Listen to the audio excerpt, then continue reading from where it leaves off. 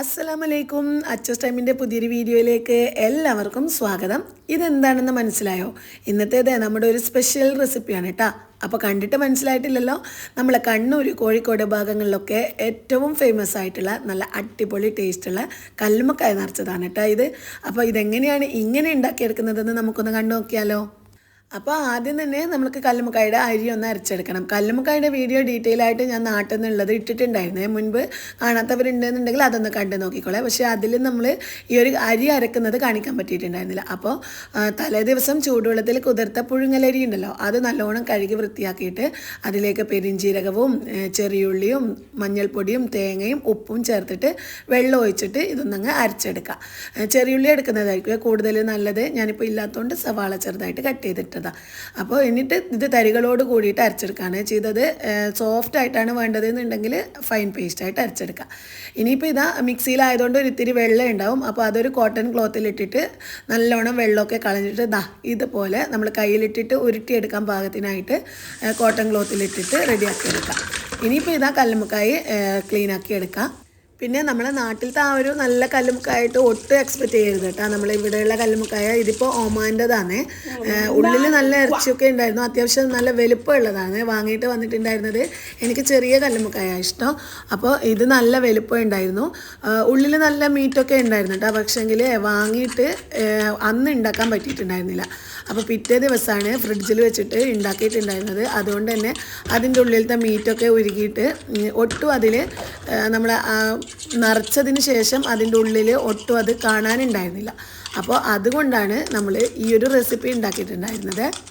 നമ്മൾ ഈ ഒരു കല്ലുമ്മക്കായും ഞണ്ടൊക്കെ വാങ്ങിയാലേ ആ വാങ്ങിയ ഉടനെ തന്നെ ഫ്രഷ് ആയിട്ട് തന്നെ ഉണ്ടാക്കുന്നതാണ് ഏറ്റവും നല്ലത്. നമ്മൾ ഒരിക്കലും ഇത് ഫ്രിഡ്ജിൽ വെച്ചിട്ട് പിറ്റേന്നൊന്നും എടുത്തിട്ട് ഉണ്ടാക്കരുത്. ഉണ്ടാക്കി വെച്ചിട്ട് പിറ്റേന്ന് കഴിക്കുന്നതൊക്കെ ഓക്കെ, പക്ഷേങ്കിൽ അത് അന്നേരം തന്നെ ഉണ്ടാക്കുന്നതാണ് ഏറ്റവും ബെറ്റർ കേട്ടോ. അല്ലാന്നുണ്ടെങ്കിൽ ഇതുപോലെ ഇരിക്കും, ഉള്ളിൽ നല്ല ഇറച്ചിയൊക്കെ ഉണ്ടായിരുന്നേ. പക്ഷേങ്കിൽ നമ്മളിത് വേവിച്ച് വരുന്ന സമയത്ത് ഒട്ടും ആ ഒരു മീറ്റ് ഉണ്ടായിരുന്നില്ല. പിന്നെ നാട്ടിലത്തെ ആ ഒരു കല്ലുമ്മക്കായുടെ ടേസ്റ്റേ ആയിരുന്നില്ല കേട്ടോ. ഇത് ഒമാൻ്റെതാണെന്നാണ് പറയുന്നത്. അപ്പോൾ അതുകൊണ്ടാണ് ഞാൻ ഈ ഒരു റെസിപ്പി ഉണ്ടാക്കിയത്. ഇങ്ങനെ കഴിക്കുകയാണെന്നുണ്ടെങ്കിൽ അടിപൊളി ടേസ്റ്റാണ് കേട്ടോ. അപ്പോൾ ആ ഒരു കല്ലുമ്മക്കായ നല്ലോണം ക്ലീൻ ചെയ്ത് എടുത്തിട്ടുണ്ട്. പിന്നെ ക്ലീൻ ചെയ്യുന്ന ഡീറ്റെയിൽ ആയിട്ടുള്ള വീഡിയോ ഒക്കെ നമ്മൾ ആ ഒരു കല്ലുമ്മക്കായ നിറച്ച നാട്ടിലത്തെ വീഡിയോ ഇട്ടതിൽ ഇട്ടിട്ടുണ്ടായിരുന്നു. അപ്പോൾ അങ്ങനെ ക്ലീൻ ചെയ്യുന്നത് കാണണമെന്നുണ്ടെങ്കിൽ ആ ഒരു വീഡിയോ കണ്ടു നോക്കിയാൽ മതി. ഇനിയിപ്പോൾ ഇതിൻ്റെ ഉള്ളിലത്തെ ആ ഒരു വെള്ളമൊക്കെ നല്ലോണം കളഞ്ഞതിന് ശേഷം നമ്മൾ അരച്ച് വെച്ചിട്ടുള്ള ആ ഒരു അരി ഇതിൻ്റെ ഉള്ളിലായിട്ട് നിറച്ച് കൊടുക്കുക. ഇതിപ്പം വലിയ കല്ലുമ്മക്കായ ആയതുകൊണ്ട് തന്നെ ഒരുപാട് അരി ഇതിൻ്റെ ഉള്ളിൽ നിറക്കേണ്ട വന്നിട്ടുണ്ടായിരുന്നേ. അപ്പോൾ അങ്ങനെയുള്ളപ്പോഴും നമ്മൾ വെറും സാധാരണ കല്ലുമ്മക്കായ നിറച്ച് പൊരിക്കുന്നത് പോലെ പൊരിച്ചിട്ട് കഴിക്കുകയാണെന്നുണ്ടെങ്കിൽ വലിയ ടേസ്റ്റ് ഉണ്ടാവില്ല. അതിൽ കൂടുതലും ആ ഒരു അരി മാത്രമല്ല ഉണ്ടാവുക. അപ്പോൾ അങ്ങനെയുള്ളപ്പോഴൊക്കെ നമുക്ക് വലിയ കല്ലുമ്മക്കായൊക്കെ ആണെന്നുണ്ടെങ്കിലും ഈ ഒരു റെസിപ്പി ചെയ്ത് നോക്കിയാൽ അടിപൊളിയായിരിക്കും കേട്ടോ. ഇനിയിപ്പോൾ ഇതാ മുഴുവനും നിറച്ചെടുത്തിട്ടുണ്ട്. ഇനി നമ്മളിത് ആവിച്ചെമ്പിലിട്ടിട്ട് വേവിച്ചെടുക്കുകയാണ് ചെയ്യുന്നത്. അപ്പോൾ ഇത് വേവിക്കാൻ വേണ്ടിയിട്ട് വെച്ച് കൊടുക്കുന്നുണ്ട്. ഇത് കുറച്ച് മാത്രമേ ഉണ്ടായിരുന്നുള്ളൂ കല്ലുമ്മക്കായ, അതുകൊണ്ട് തന്നെ ഒറ്റ ട്രിപ്പിൽ തന്നെ വേവിക്കാൻ വേണ്ടി വെച്ച് കൊടുത്തിട്ടുണ്ട് കേട്ടോ. അപ്പോൾ ഇതിപ്പം വെന്ത് വന്നിട്ടുണ്ട്. ഇനിയിപ്പോൾ നല്ലോണം ചൂടാറിയതിന് ശേഷം വേണം നമ്മൾ ഇതിൻ്റെ ആ ഒരു ഷെല്ലിൻ്റെ ഉള്ളിൽ നിന്ന് കളഞ്ഞെടുക്കാൻ. അല്ലാന്നുണ്ടെങ്കിൽ ഒട്ടും അത് നമുക്ക് ആ ഒരു അതിൻ്റെ മീറ്റ് അതിൽ നിന്ന് കിട്ടില്ല.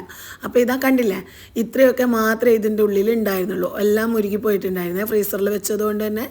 അപ്പോൾ ഇത് നമുക്ക് ഒന്ന് വേറൊരു തരത്തിൽ റെസിപ്പിയാക്കി എടുക്കാം.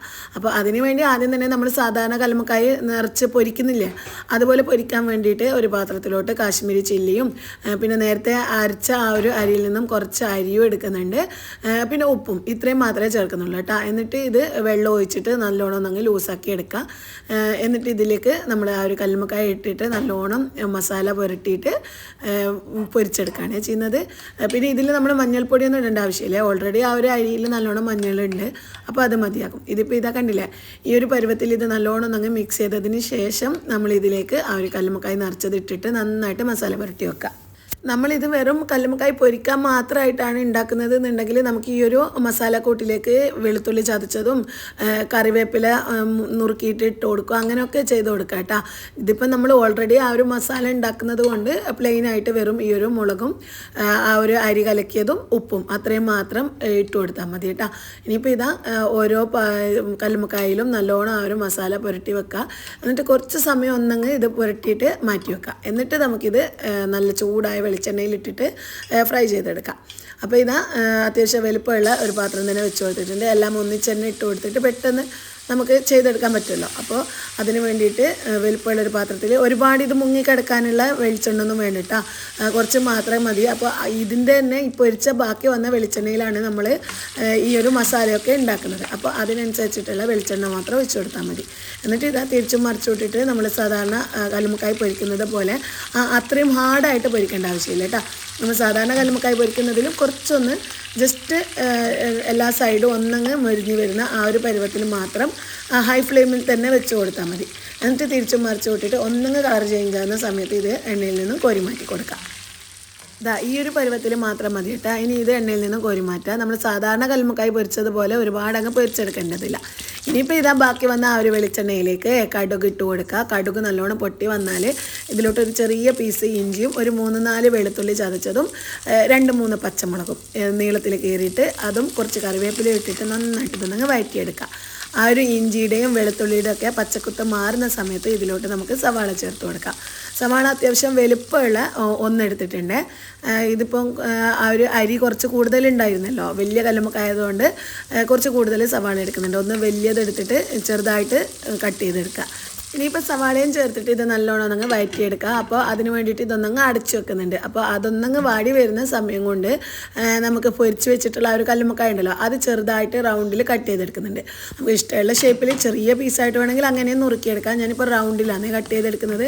അപ്പോൾ അത് കട്ട് ചെയ്തെടുക്കുന്ന ആ ഒരു സമയം കൊണ്ട് സവാള ഇതാ നല്ലോണം വഴന്ന് വന്നിട്ടുണ്ട്. ഇനി ഇതിലേക്ക് നമ്മൾ അത്യാവശ്യം നല്ല പഴുത്ത ഒരു ചെറിയ തക്കാളി, ഒരുപാട് വേണ്ട, അധികം പുളിപ്പ് വേണ്ട, ഒരു ചെറിയ തക്കാളി നീളത്തിൽ കട്ട് ചെയ്തിട്ട് അത് ഇട്ട് കൊടുക്കുന്നുണ്ട്. എന്നിട്ട് ഇതെല്ലാം കൂടി നല്ലോണം അങ്ങ് മിക്സ് ചെയ്തെടുക്കുക. തക്കാളി നന്നായിട്ട് വാടി വരണേ.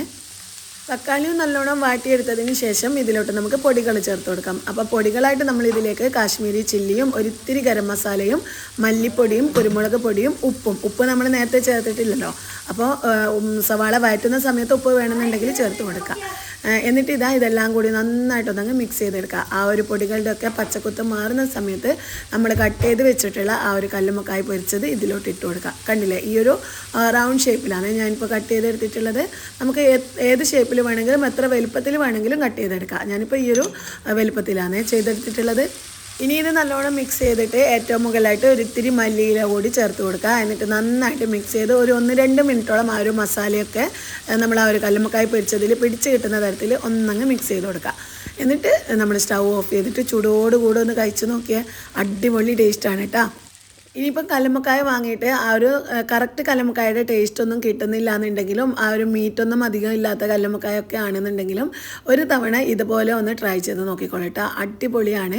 പിന്നെ നമ്മൾ കല്ലുമ്മക്കായ മാത്രമല്ല, ഈ ഒരു സെയിം അരി വെച്ചിട്ട് നമ്മൾ ജസ്റ്റ് കൊഴുക്കട്ട പോലെ ഓരോ ബോൾസ് ആക്കിയിട്ടൊക്കെ വേവിച്ചെടുത്തിട്ടും ഇതുപോലെ കട്ട് ചെയ്തിട്ട് നമ്മൾ ഇങ്ങനെ മസാലയിൽ ഉണ്ടാക്കി എടുക്കുകയാണെന്നുണ്ടെങ്കിൽ നല്ല ടേസ്റ്റ് ആയിരിക്കും. ഇത് നമുക്ക് കുട്ടികൾക്ക് ലഞ്ച് ബോക്സിൽ കൊടുക്കാനും നല്ലതാണ്. സ്കൂളിലേക്ക് കുട്ടികൾക്കും വലിയവർക്കൊക്കെ ഒരുപോലെ ഇഷ്ടപ്പെടുന്ന നല്ല ടേസ്റ്റുള്ള ഒരു റെസിപ്പി. അപ്പോൾ ഇത് നമുക്ക് രാവിലെ ബ്രേക്ക്ഫാസ്റ്റ് ആയിട്ടും ഈവനിങ്ങിൽ സ്നാക്സ് ആയിട്ടും ഒക്കെ കഴിക്കാൻ പറ്റും. അപ്പോൾ ഇതുവരെ ആരെങ്കിലും ഇങ്ങനെ ട്രൈ ചെയ്തിട്ടില്ല എന്നുണ്ടെങ്കിൽ ഒരു തവണ കല്ലുമ്മക്കായ വാങ്ങിയാൽ ഇതുപോലെ ഒന്ന് ഉണ്ടാക്കി നോക്കെ, നല്ല അടിപൊളിയാണ് കേട്ടോ. അപ്പോൾ ഉണ്ടാക്കി നോക്കിയിട്ട് മറക്കാതെ ഫീഡ്ബാക്ക്സ് അറിയിക്കണം. ഇത് നിങ്ങൾ ഫസ്റ്റ് ടൈമാണ് കാണുന്നതെന്നുണ്ടെങ്കിലും മുൻപ് ട്രൈ ചെയ്തിട്ടുണ്ടെന്നുണ്ടെങ്കിലും ഒന്ന് കമൻറ്റ് ചെയ്തോളൂ കേട്ടോ. പിന്നെ ഈ ഒരു വീഡിയോ നിങ്ങൾക്ക് ഇഷ്ടമായിട്ടുണ്ടെങ്കിൽ റെസിപ്പി ഉറപ്പായിട്ടും ഫ്രണ്ട്സിനും റിലേറ്റീവ്സിനും ഒക്കെ ഷെയർ ചെയ്ത് കൊടുക്കാനും വീഡിയോ ലൈക്ക് ചെയ്യാനൊന്നും മറക്കരുത്. പിന്നെ ഇതുപോലുള്ള ഈസി റെസിപ്പീസൊക്കെ നിങ്ങൾക്ക് കാണാൻ നമ്മുടെ അച്ചസ് ടൈം എന്ന ചാനൽ സബ്സ്ക്രൈബ് ചെയ്തിട്ട് സപ്പോർട്ടും ചെയ്യാം. അപ്പോൾ ഇൻഷാ അല്ലാഹ് പുതിയൊരു വീഡിയോ ആയിട്ട് വീണ്ടും വരാം. അതുവരേക്കും എല്ലാവർക്കും അസ്സലാമു അലൈക്കും.